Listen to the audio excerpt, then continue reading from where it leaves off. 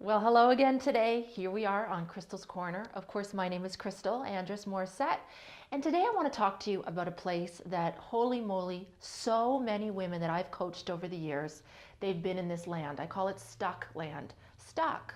You know, it's that place sort of in between. I don't want to keep doing what I'm doing. I can't keep doing what I'm doing. I don't want to go back to that, but I'm afraid to let go. I'm afraid of the future. I'm afraid of the unknown.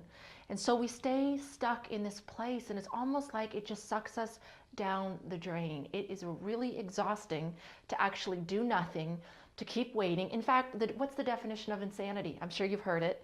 Keep doing the same thing over and over and expecting different results. That's what it feels like when you're stuck. You start to feel like you're going a bit crazy. So today I again want to give you a 5-step process to help you get unstuck.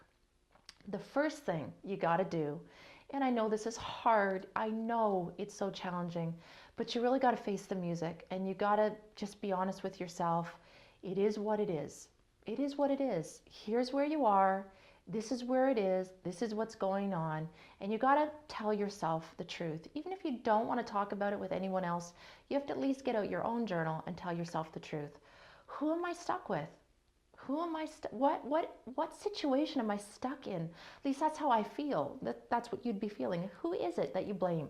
You've got to tell at least yourself the truth. There's someone that you're blaming for this. And when you're in this place, it's really passive. It's really almost a feeling of like, I'm waiting for them to change. I'm waiting for them to figure it out. If only they would get how good we could be. If only he could understand. But you got to tell yourself the truth. It is what it is. It is what it is. So who are you blaming? That's step number 1. Number 2, I want you to write this person a letter. This is not a politically correct letter. This is not a letter from your higher self. This is a letter from your wounded self, from the place that's scared, wounded, stuck. It's the letter that really is grieving the could have beens, the should have beens, and the ought to have beens. It's not about, good spelling, great grammar. It's you just really pouring out the truth of the wounded part of you. That wounded part of you needs a voice. And that's really why you're stuck holding on. I mean, we're not really grieving what is. We're grieving what could have been, but it's not. It's not what you want it to be. It is what it is. So write that person a letter and put everything in there. This is what I feel we could have been, and it should have been, and it ought to have been. And give yourself permission to grieve. You know, in one of my books, Transcendent Beauty, I say in that book, we have to name it and claim it and grieve it and release it. We have to release these things, and that's how we get unstuck. But before you can claim it and grieve it and release it, you got to name it. So you got to write the letter. Then the third step is you got to claim it. And that means you've got to share this letter with someone you trust. You're not going to send it to that person. You've done enough of that. I'm sure you've already cried a million times, asked a million times, blamed a million times, grieved a million times, and now it is the acknowledging and the honoring of what is. And you're going to share that with someone you trust. So you're going to maybe have a little campfire if you live in the country where I live, or have a little bonfire, or if you have a fireplace, a wood-burning stove. I want you to sit by that wood-burning stove. I want you to read your letter to this person. And I want you to just give yourself permission to really own these feelings. Because once you own them, you'll be able to let go of them.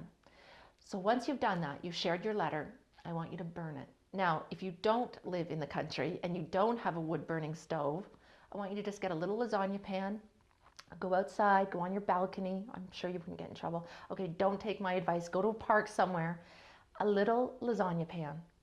And I want you to have a burning ritual. I want you to energetically burn the letter. I want you to say goodbye. I want you to say goodbye to what is. I want you to watch that letter burning. I want you to see the smoke go up.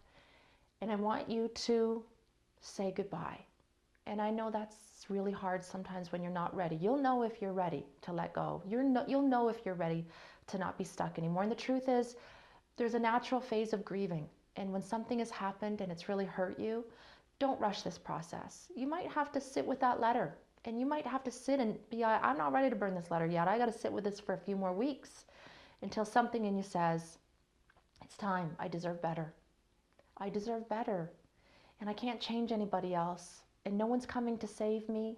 Only I can do that for myself. So you're going to burn the letter. And once you're done burning the letter, the fifth step is I want you to write a new letter to yourself. I want you to write a letter to your greatest self. I want you to write a letter to yourself like you are 70 years old and you're writing it, looking back at you right now, and you're giving yourself the best advice. This is a commitment to yourself. This is the life you want and what you know you deserve. And I want you to write that letter for whatever this situation is. This is what I want. I want you to set your intentions in that letter. So this is the step to getting unstuck. So we're going to name it and claim it, tell yourself the truth, who do you blame? You're going to write a letter of all the could have beens, should have beens, and ought to have beens. You're going to share the letter. You're going to burn the letter. You're going to say goodbye. And you're going to write yourself a new letter, a new commitment to yourself, to your happiness, to your dreams, and to your needs. That's going to shift you. It's going to start to open you up to the possibilities that there is better. And it might be just saying goodbye to a behavior that's no longer acceptable. It might be saying goodbye to a situation. It might be saying goodbye to an old relationship that's been long gone, but it's time for you to create new space. It's like you're creating space inside your heart for new, happy, good times to come in.